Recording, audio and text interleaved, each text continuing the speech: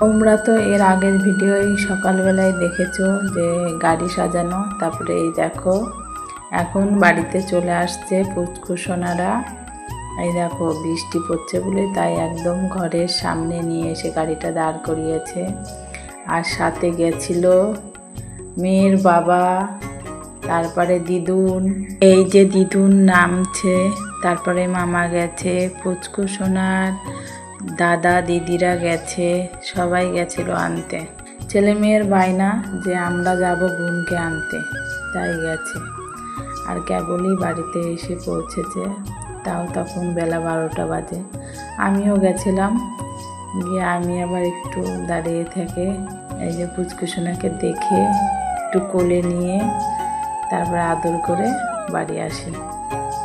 তাই দেখো সোনাকে চান মান করে ঘরে দিয়ে দেবে। এই দেখো ঘরে নিয়েও এসেছে। আর ঘরের ভিতরে একটু বেলুন টেলুন দিয়ে সাজিয়েছিল। তারপরে দেখো পুচকুসোনার ঠাম্মা কোলে নিয়ে গল্প করছে। তারপরে আমিও একটু কোলে নেব। তারপরে দেখো আমিও একটু কোলে নিয়েছি। আর আমি বাড়িতে গিয়ে স্নান করব, তো তাই আমি ভাবলাম আমিও একটু কোলে নিয়ে নিই এই সুযোগে। তারপরে আমিও কোলে নিয়েছি, একটু আদর মাদর করে তারপরে ধুয়ে আসলাম। তারপরে দেখো মণিও দিদুনির কোলে উঠেছে। তো আমার কাকা শ্বশুর বলেছিল বৌমা মিষ্টিটা দিয়ে দাও তো তুমি।